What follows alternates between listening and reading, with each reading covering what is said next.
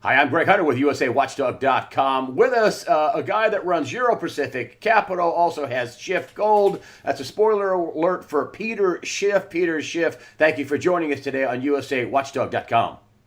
Hey, my pleasure to be here. You couldn't be on at a better time.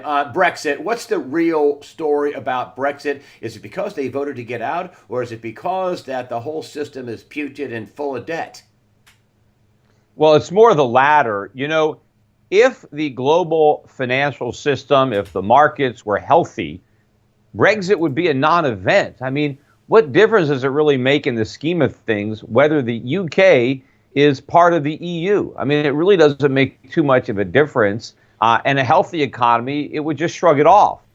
But because we have anything but a healthy financial system, it's all a gigantic bubble. It's a house of cards, and that's how fragile it is. And it's all propped up with cheap money and negative interest rates and quantitative easing. And everybody is confident that the central bankers and the politicians could keep all these bubbles in the air that they're juggling. And now all of a sudden something goes wrong that they didn't expect. It shows that the government is losing control. And this is the wake-up call. This is what has got somebody so scared. This is the match that ignites the powder keg. But the powder keg was there all along. It's just that nobody wanted to acknowledge its existence until somebody applied the match. I think the last time you were on, you were saying that, listen, they're not going to raise rates. Well, you were right. And then you also said that, by the time we're done, I'm paraphrasing roughly, you said that they're going to end up with QE4. Do you think this is the match that also lights, Yellen and the Fed to turn the afterburners on with the money printing?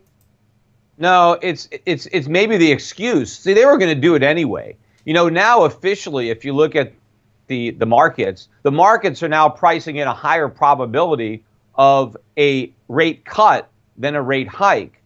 But I said that back in December when the Fed first raised rates. I said, well, the next move is likely going to be to reduce them, not a second hike. And at that time, everybody thought, well, the Fed is going to raise rates 3 or 4 times in 2016. And I said, no, they're more likely to cut rates back to zero than to raise them again. Now the markets are coming around to my way of thinking, but it took Brexit to get them there. But what I said back then is that it didn't matter how we got there, we were going there because the Fed was just looking for an excuse to save face. Because the real reason that the Fed is going to cut rates is because this bubble economy can't survive with even the smallest of rate hikes. So it's the fundamental problems in the U.S. economy that are worrying the Fed. But it doesn't want to admit that. It doesn't want to undercut its own credibility because it's been pretending it saved us. It doesn't want to undercut Barack Obama and Hillary Clinton because they're pretending that we have this legitimate recovery. So now they've got a face-saving excuse to do what they were going to do anyway, which is launch QE4 and cut rates, because now they can say, look, there's nothing wrong with our economy. It's because of the problems in the global economy. And since we're not an island of, in and of ourselves, we have to respond to what's going on around us.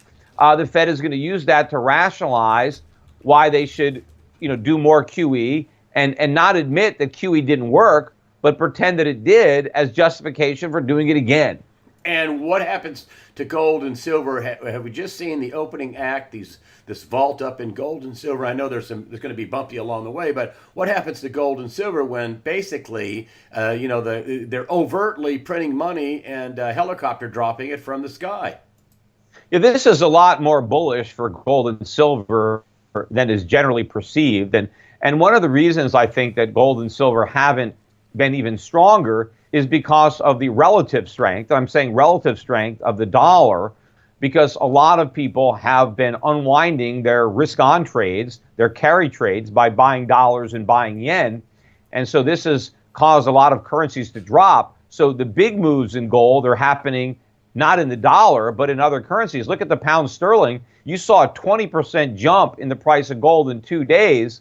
That could be unprecedented in the UK. That is a huge loss of purchasing power of the pound in gold terms.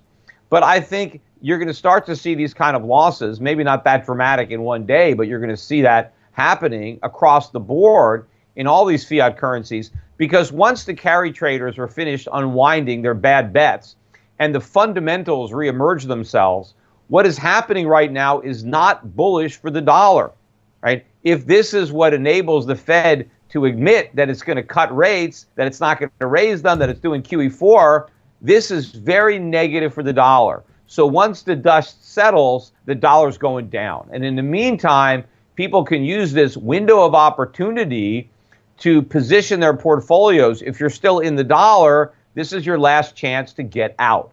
And I would recommend people that are, listening to, your YouTube channel, contact me at my, europac.com, EUROPAC.com, and let me manage a portfolio for you of non-dollar assets. Take advantage of this dead cat bounce in the dollar to get money into Switzerland and New Zealand and Singapore or Norway or Hong Kong or any of the real safe havens.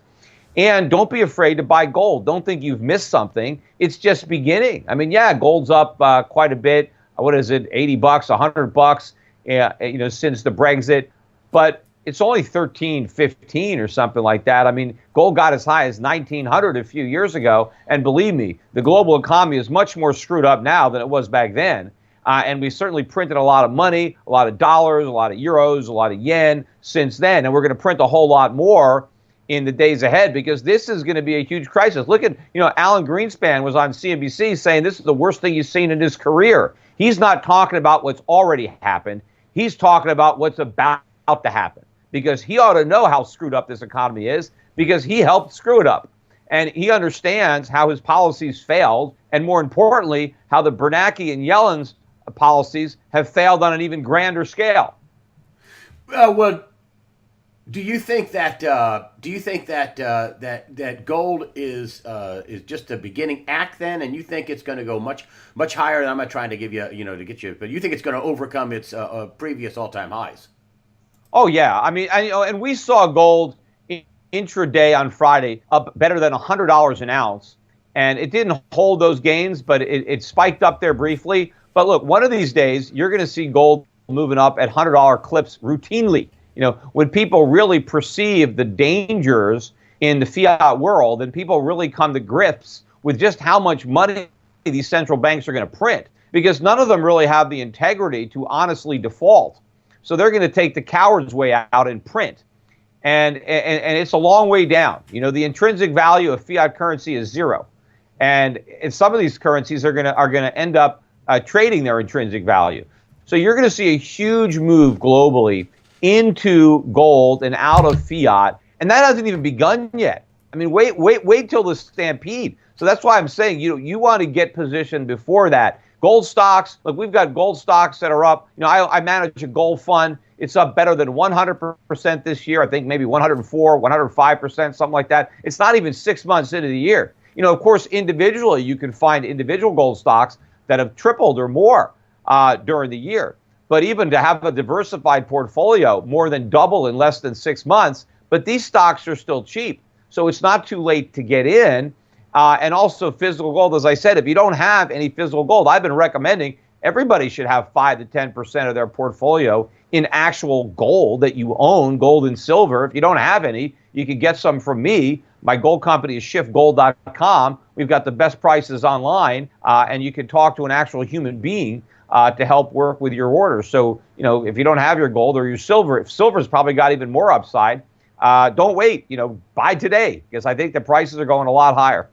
And what about the manipulation from Deutsche Bank? I mean, they admitted they settled a case that they admitted to manipulating the gold and silver market. They're a primary dealer of treasuries. They also put the finger on HSBC. They didn't admit to it, but Deutsche Bank put the finger on HSBC and also Bank of Nova Scotia as their helpers on at least this side of the pond, at least that. I mean, your advice back in 2011 and 12 was to buy gold because the debt was exploding, and now we find out it was good advice. They just manipulated it to make it look terrible. What are your views on this massive exposed manipulation admitted by Deutsche Bank? Look, the manipulation is not going to work. I mean, ultimately, the forces of the free market will overwhelm any potential manipulation. And I think a lot of it is not a devious type of manipulation. It just reflects the views and the opinions of the traders who just don't know what they're doing. And, obviously, from a timing perspective, if you waited until 2011, 2012 to buy all your gold, you didn't do a very good job. I I mean, I was telling people to buy gold since 1998, 1999. And I've been advising people to just average in and continue to add to your holdings, as you become wealthier, right? If you're going to keep 5 to 10% of your portfolio in gold, assuming your portfolio is rising, which it should have been doing, then you should be adding to your gold holdings. And the fact that gold went down from 2012 to 2015 was a good thing if you were trying to add to your gold holdings, because it lets you buy more gold at a lower price. But a lot of people like to point to the fact that, well, if you bought all your gold 3 or 4 years ago, look how much you're down. Yeah, who was dumb enough to do that?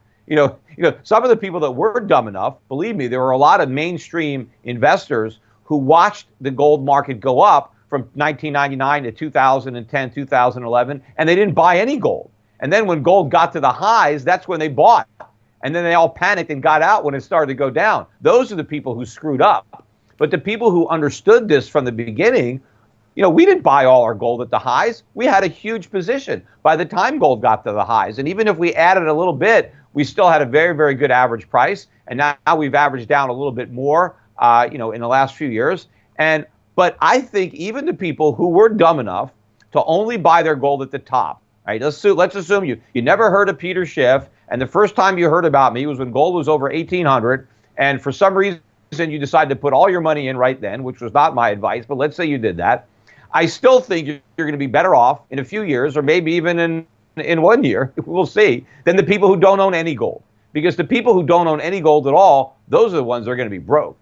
I do want to point out, Deutsche Bank settled a fraud case. I mean, the criminal case. I mean, so this was not good-natured manipulation, Peter. I mean, they were fraudulently rigging the gold and silver markets. I just wanted to get that on the record. But I do want to talk about the coming crash. I mean, you're talking about people like, Jim Rogers, who says this is going to be the biggest bear market ever that's coming up. Do you foresee a big crash in securities, equities, at least here in the U.S.? Do you see a big crash coming? No, look, not if the Fed does what I think it's going to do. If the Fed comes out with both barrels blazing of money printing, then it's not going to happen.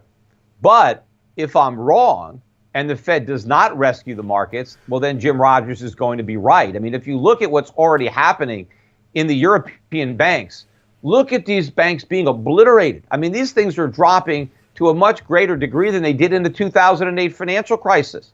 And obviously, if the European banks are blowing up, I mean, they're all interconnected. I mean, the U.S. banks can't be that far behind. And these banks are also hitting 52-week lows. They're not below their financial crisis lows, but they might be going there. And I think they will go there without some help from the Fed. But I do believe the Fed is going to come in. They're just trying to time it. They're trying to figure out how to do it in a way to save face, to lose as little credibility as possible. And they're also looking at the election, whether they want to do it before the election or after the election. They're worried if they have to rescue the markets before the election, that it might damage Hillary Clinton's credibility if the Fed is seen as trying to save the markets. But then again, if they don't do anything and they let everything implode, well, that might hurt Clinton's chances even more. So they're trying to thread this political needle. They're trying to salvage their own credibility. But the last thing they want is the markets to implode. Somebody asked Janet Yellen at this latest Humphrey Hawkins testimony, if the Fed, about the Fed and the markets. And Yellen lied and basically said, we don't care about the markets. We're just going to set our monetary policy regardless of the markets. I mean, that's just a bold-faced lie. They care about the markets. That was the very reason they did QE in the first place. They wanted to prop up the markets, not only the stock market, but the housing market, the bond market. This is one gigantic asset bubble. And the last thing that Yellen wants it to do is deflate. Actually, they're on records calling it the wealth effect. Remember that they wanted the wealth effect. They wanted it to go up. So even if it's phony wealth, right? It doesn't matter that the wealth isn't real. They just wanted us to think we were wealthy. So we would act like we were wealthy, even though we weren't. And finally, last question. I know you're a big Republican up there in Connecticut, and are you supporting Donald Trump? Well, I support Donald Trump over Hillary Clinton. So if it came down to a choice between those two, I would choose Trump. And one of the reasons I would support Trump is I'm certain that Hillary is going to be a disaster. I don't know about Trump. He could surprise me. He could also be a disaster, but he could be a great president. I don't know. I mean, it's very unknown. A lot of the things he says I disagree with, but I don't know if he actually means what he says or he's just saying what he thinks is good politics. There are some things that he says that I absolutely agree with. So I don't know. Obviously, the candidate that is closest to me ideologically is Gary Johnson, and he is the Libertarian candidate. And this should be a great year for the Libertarian, with so many people dissatisfied with both Hillary Clinton and Donald Trump. You've got something like 50% of Bernie Sanders supporters who say they don't want to vote for Hillary.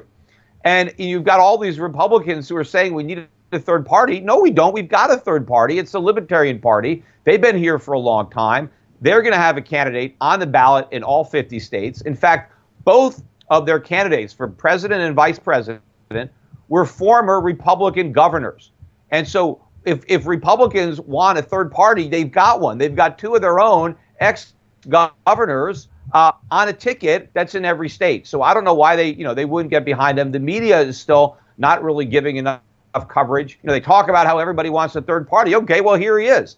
And if Gary Johnson could just get into those presidential debates, then we might have an interesting election. But, they're going to try to keep him out of the debates. In order to get into the debates, you've got to be at 15% of the polls. But the problem is Gary Johnson's not in the polls. So first you got to get into the polls so you can get at 15%. But if the media actually decided to give Gary Johnson the kind of coverage that they gave Donald Trump, he'd be in the polls and he'd be in the debates. And who knows, he might even be in the White House.